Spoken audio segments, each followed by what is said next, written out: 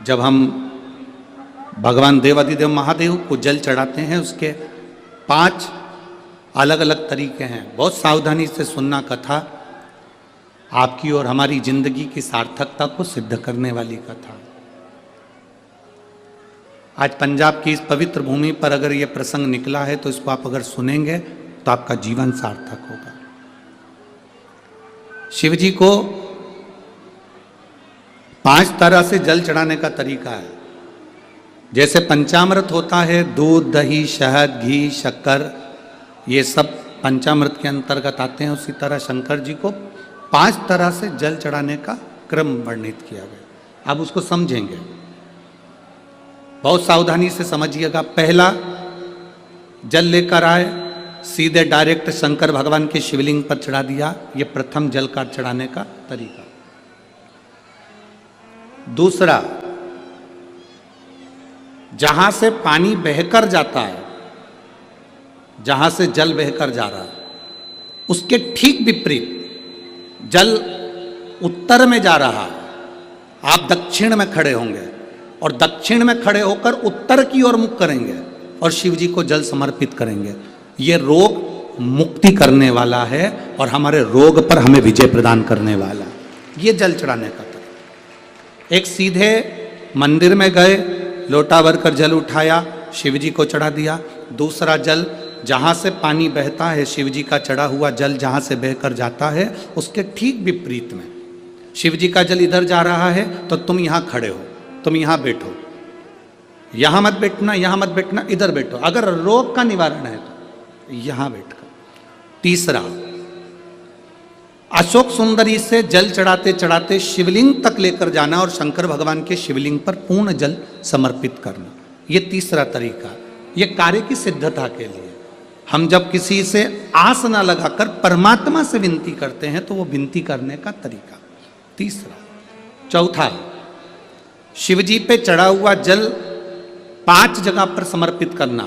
गणेश जी, कार्तिकेय, अशोक सुंदरी, शिवलिंग और जलाधारी। ये चौथा क्रम है। जब जिस नारी का, जैसे एक पत्र है, देखिए,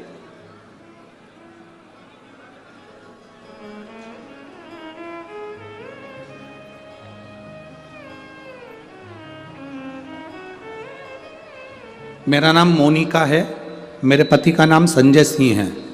मैं दिल्ली स्वरूप नगर की निवासी हूँ। कहीं बैठी हों तो हाथ हिला सकती हैं। अगर कहीं बैठी हों तो हाथ हिला सकती हैं। मेरा नाम मोनिका है, मेरे पति का नाम संजय सिंह है। मैं दिल्ली स्वरूप नगर की निवासी हूँ। मेरा फ़ोन नंबर ये है। कहीं बैठी हैं? अच्छा, सीढ़ी पर है। ठीक है, आप हाथ हिला दीजिए। श्री शिवाय नमस्तुभ्यम। ठीक है, कैमरे वालों को दिख गया है ना? ठीक है। भोले बाबा की कृपा का मैं क्या वर्णन करूं गुरुदेव। आप जो जल चढ़ाने का तरीका वर्णित करते हो, अगर उसको नियम से धारण करने वाला व्यक्ति होता है तो बाबा सुनता जरूर है। गुरुदेव, 2013 में मेरी शादी हुई, मुझे संतान का सुख नहीं हुआ। 10 साल हो गए, औलाद नहीं हुई। दिल्ली का एक एक हॉस्पिटल जिसको हम दिखा सकते थे, अच्छे से अच्छा डॉक्टर जिससे हम जांच करा सकते थे, उसके अनुसार हमारे को संतान का सुख नहीं था।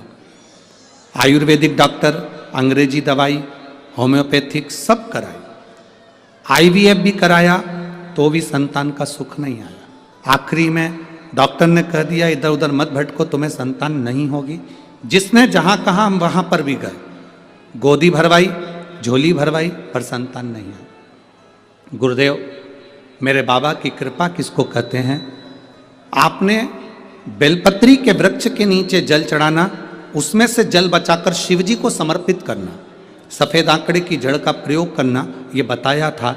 और मेरे बाबा की कृपा से मेरा गर्भ ठेरा। मेरे बाबा ने मुझे आज 10 साल के बाद औलाद दी है। मैं उसको यहाँ प्रणाम कराने के लिए लेकर आई हूँ, उसको नमन कराने के लिए लाई। बच्चा लाए हैं क्या साथ में? बाबू को लाए हैं क्या? नहीं लाए?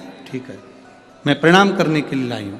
गुरुदेव बाबा बाबा है, बैठिए बहन। शिव तत्व है, एक जल चढ़ाने का तरीका। शिव जी को हम जो जल चढ़ाते हैं उसका एक तरीका भी हमारी जिंदगी में अगर हमने उसको स्मरण में रख लिया तो हमारे कार्य की सिद्धता को सिद्ध कर देता है, हमें सफलता की ओर लेकर चले जाता है। सीधे जल चढ़ाना, दक्षिण में बैठकर उत्तर की ओर मुख कर कर जल चढ़ाना, अशोक सुंदरी से लेकर शिवलिंग तक जल चढ़ाना, 5 स्थान पर गणेश, कार्तिकेय, अशोक सुंदरी, जलाधारी, शिवलिंग पर जल चढ़ाना 5 स्थान पर, ये चौथे नंबर का। और 5वां जल समर्पित करना,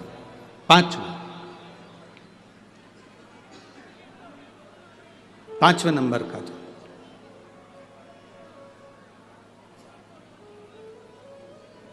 शिव जी को 5म नंबर का जो जल आता है, जो जलाधारी है, ऊपर जिसमें पानी भरा रहता है और नीचे एक एक बूंद टपकता रहता है, जलाधारी में जल समर्पित कर कर उसी जल को बचाकर अशोक सुंदरी वाली जगह पर थोड़ा सा चढ़ाकर उसी में से जल शिवलिंग पर जब हम समर्पित करते हैं तो हम जिस कार्य के लिए जा रहे हैं वो कार्य सफल होता ही है। ये 5वां नंबर का जल समर्पण।